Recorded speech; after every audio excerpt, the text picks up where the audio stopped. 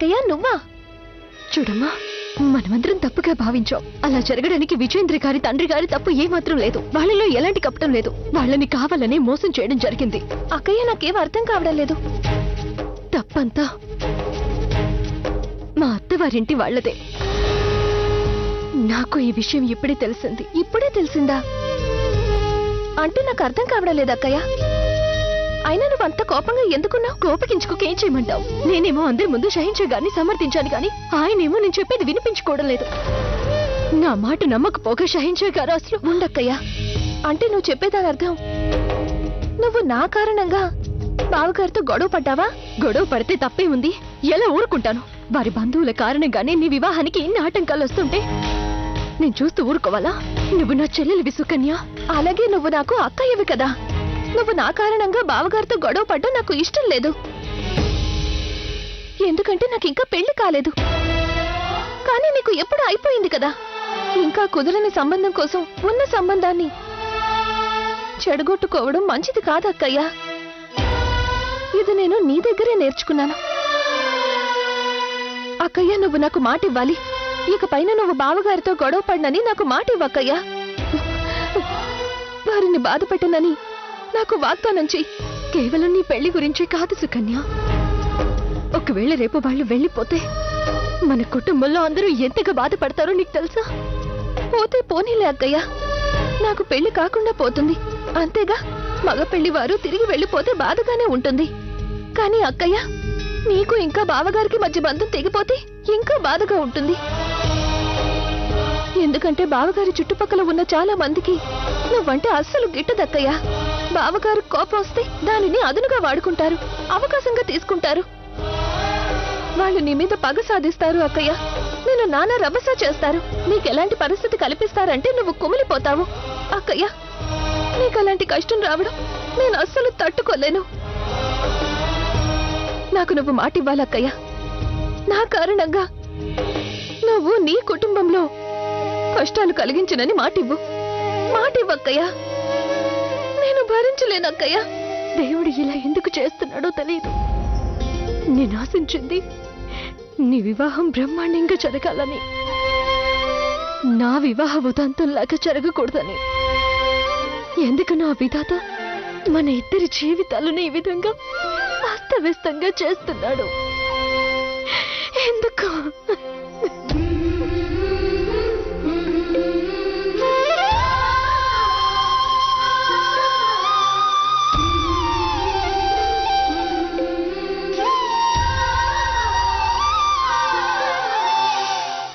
అందరూ వెళ్ళండి.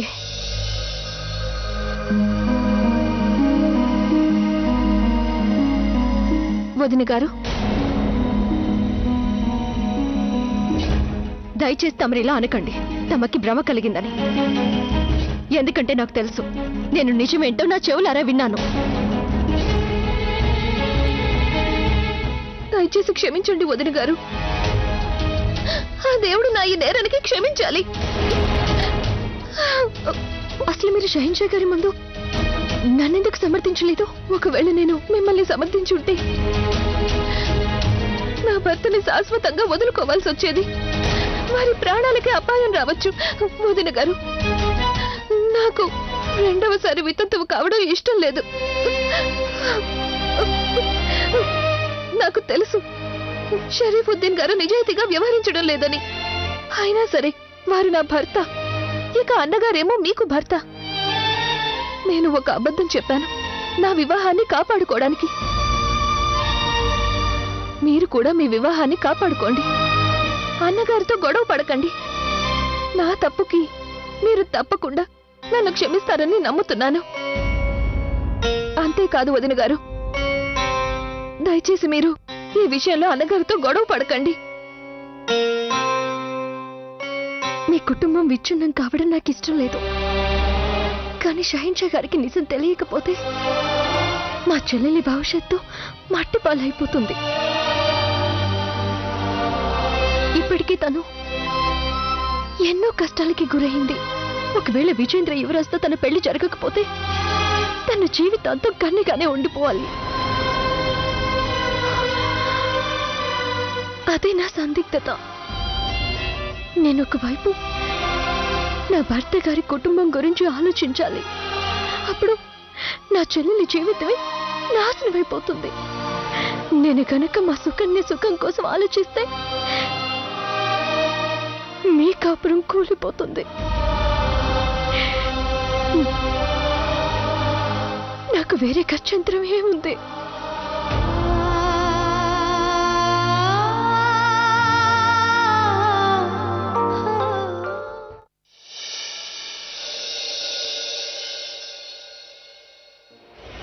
అక్కడ అబద్ధం చెప్పి పెళ్లి కుదిర్చాను, ఇక్కడ అలా అనలేదని పెళ్లి చెడగొట్టాను. ఒకవేళ నేను మిమ్మల్ని సమర్థించుంటే నా భర్తని శాశ్వతంగా వదులుకోవాల్సి వచ్చేది. వారి ప్రాణాలకు అపాయం రావచ్చు. ఇప్పుడు ఎలాగా?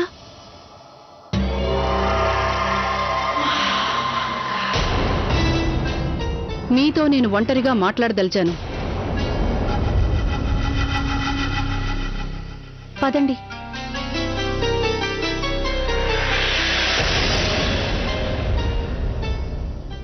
ఇలా వచ్చారేంటి? జీవితపు చదరంగపు ఆట ఎలా ఆడాలో మీకు తెలియదని చెప్పడానికి వచ్చాను. సుబేదర్ షరీఫుద్దీన్ నేరస్తుడుగా నిరూపించడానికి తమరు వారి భార్య అయిన బక్షీబాన్నే ఎంచుకుంటారా? హ, చాలా తెలివి తక్కువ పని. బక్షీబాను కూడా ఒక మొగలాయియే, తనేం జోదా బేగం కాదు. ఒక్కటి మాత్రం బాగా గుర్తుంచుకోండి జోదా బేగం, మొగలాయి భార్య ఎట్టి పరిస్థితిలోనూ తన భర్తకి వ్యతిరేకంగా నిలబడి ఏమీ చేయదు. ఎందుకంటే ప్రతి మొగలాయి భార్య తన భర్తని ఎంతగానో ప్రేమిస్తుంది కనుక.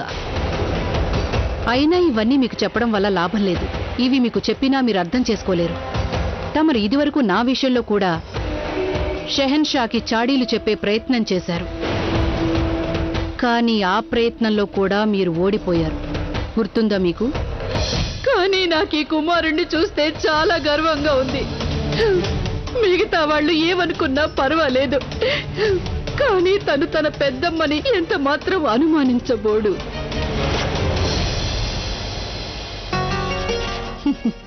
అతి తెలివికి పోతే మీకు అనర్థాలు తప్పవు జోదా. కానీ తమరికి ఆ మాత్రం జ్ఞానం లేకుండా పోయిందే. మళ్ళీ మళ్ళీ అదే పొరపాటు చేస్తున్నారు. ఎన్నోసార్లు చెప్పాను మీకు, ఇంకోసారి ఇలాంటి తప్పు చేస్తే దానివల్ల మీకే నష్టమని చెప్పాను. ఇప్పుడు చూశారుగా, మీ చెల్లెలు పెళ్లి ఇక జరిగేలా లేదు. అంతేకాకుండా తమరికి షెహన్షాకి గల బంధాన్ని కూడా పాడు చేసుకున్నారు. ఎందుకంటే ఏటికి ఎదురు ఇదేవాడు సాధారణంగా మునిగిపోతాడు జోదా బేగం. ప్రస్తుత స్థితిలో మీరు షెహన్షాని సమర్థించుంటే వారి దృష్టిలో మీకు మరింత విలువ లభించేది. కానీ తమరు ఆయన దృష్టిలో దిగజారిపోయారు జోదా బేగం. తమరు చెప్పదలిచింది పూర్తయిందా? ఇంకా లేదు. నేనిక్కడికి ఏం చెప్పడానికి వచ్చానంటే, జలాల్ మా అందరికీ సుకన్య వివాహానికి మన కుటుంబంలో ప్రతి ఒక్కరూ ఆమీర్కి వెళ్లాలన్నప్పుడు నాకు చాలా కోపం వచ్చింది. నాకు ఇక్కడికి రావటం ఇష్టం లేదు. కానీ ఇక్కడికి తీసుకొచ్చినందుకు షెహన్షాని మెచ్చుకోవాలి. ఎందుకంటే ఇక్కడికి మేము రావటం వల్ల నేను మీ పుట్టింట్లోనే మీరు ఓడిపోవటం కళ్ళారా చూశాను. ఆమీర్ వచ్చినందుకు ఏదో ఒక లాభం లభించింది. ఖుదాఫిస్.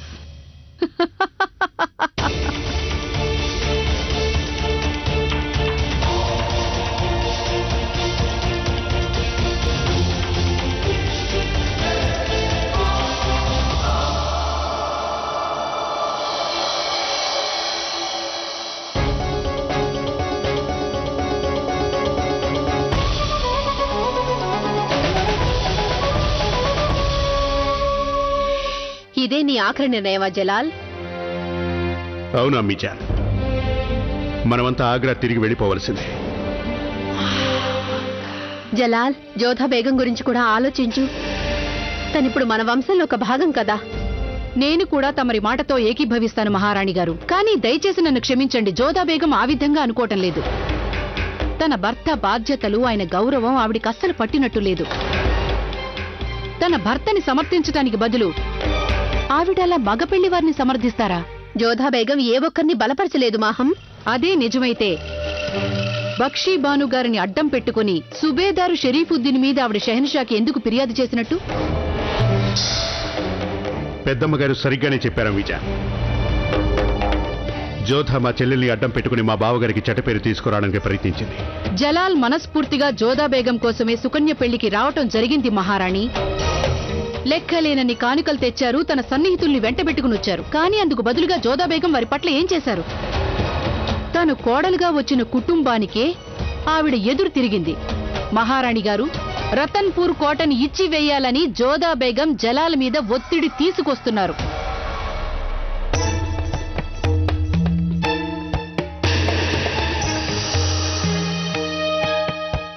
దయచేసి నన్ను క్షమించండి. తమరి సంభాషణకి అంతరాయం కలిగించాను. కానీ ఇంతవరకు జరిగిన దానికి క్షమాపణ కోరడానికి వచ్చాను. షాహిన్షా, నాకు నా పొరపాటు ఏమిటో తెలిసిపోయింది. అది పొరపాటు కాదు జోధాబేగం, అది పెద్ద నేరం. ఎక్కడైనా ఏ భార్య అయినా తన భర్త నిర్ణయాన్ని వ్యతిరేకించదు. అది భార్య బాధ్యత కాదు.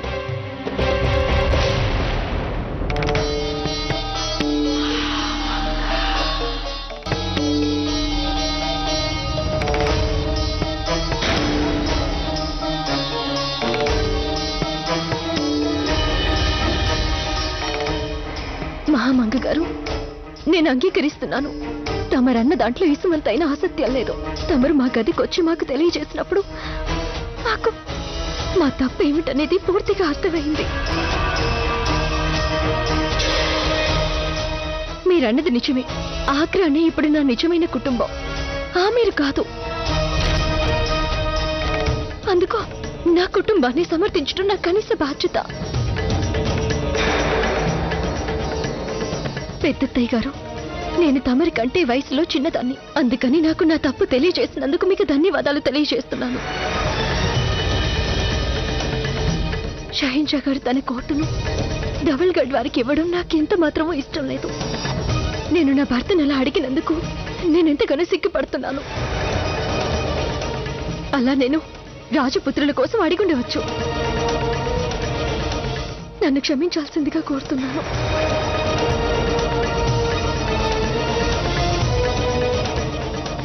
షరీఫుద్దీన్ గారు, తమర్ని కూడా క్షమాపణ అడుగుతున్నాను.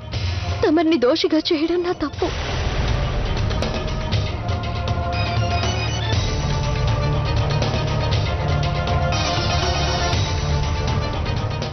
షాహిన్షా, నేను తమర్ని కూడా క్షమాపణ కోరుతున్నాను. కేవలం నా కారణంగానే బాక్షిబాను తమరి ముందుకు రావాల్సి వచ్చింది. అది ఆవిడికి ఎంతో బాధ కలిగించింది. మా కుటుంబంలో అందరూ నన్ను క్షమిస్తారని నేను ఆశిస్తున్నాను.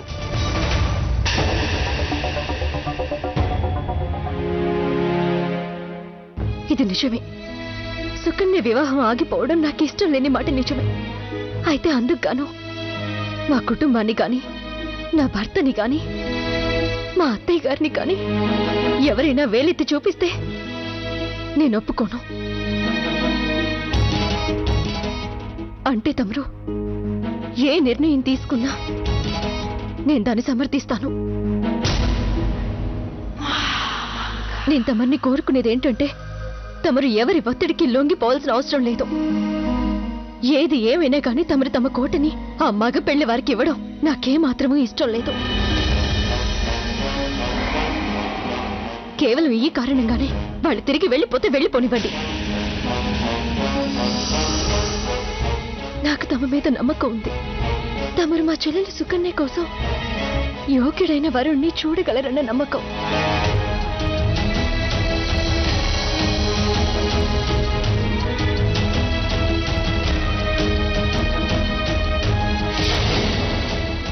నేను ముందుగా షాహిన్షా గారి భార్యని, ఆ తర్వాతే ఆమీర్ వారి కూతుర్ని. షాహిన్షా గారి మనసుకి, వారి మాటకి విలువనివ్వడం నాకు అత్యంత ముఖ్యమైన బాధ్యత.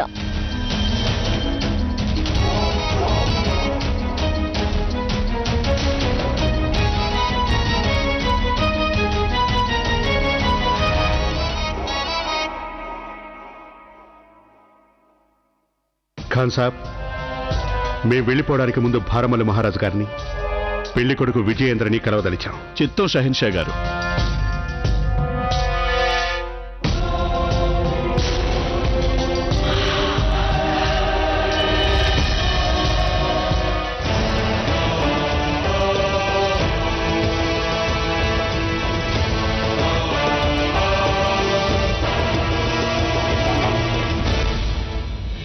మా కబురు అందగానే మీరంతా ఇక్కడికి వచ్చినందుకు మాకు సంతోషంగా ఉంది.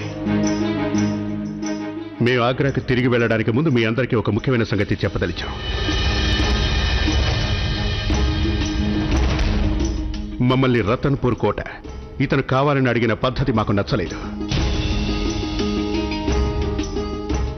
అయితే మేము ఏ పని ఆరంభించినా దాన్ని అసంపూర్తిగా వదిలే అలవాటు మాకు లేదు. ఇప్పుడు అసంపూర్తిగా వదలబోము. మేమిక్కడికి వచ్చింది రాజా భారమల్లు కూతురు పెళ్లి జరిపించడానికి. అది జరిపించిన తర్వాతే మేము తిరిగి వెళతాం.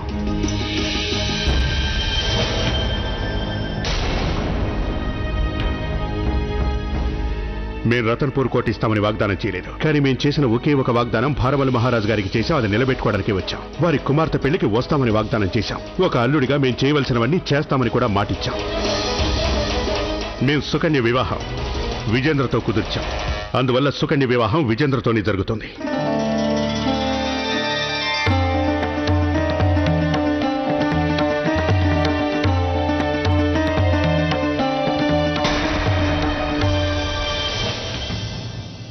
భారమల్లు మహారాజు గారు ఎలాగైతే సుకన్య మా కుటుంబంలో భాగమో మేము కూడా మీ కుటుంబంలో భాగస్థులమే. అందువల్ల మేము ఆమీరు పరువుని మట్టిపాలు కానివ్వం. మేం వారికి ఆ కోట ఇవ్వడానికి అంగీకరిస్తున్నాం.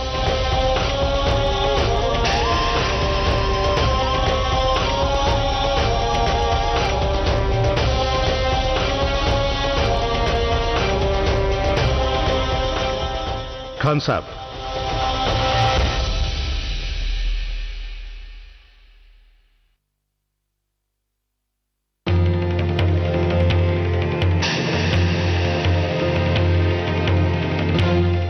ఇది మా రాజముద్ర వేసిన పత్రం.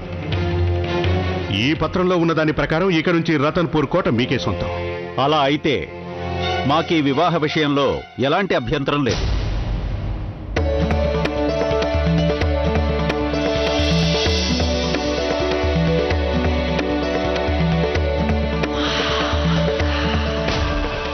ఇప్పుడు రతన్పూర్ పూర్తిగా తమ వశమైనట్టే. ఇక ఈ పెళ్లి ఎంత మాత్రం ఆగకూడదు.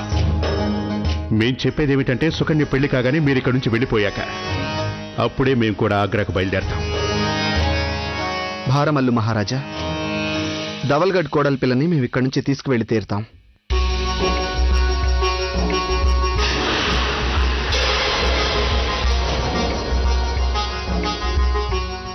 సెలవిప్పించండి.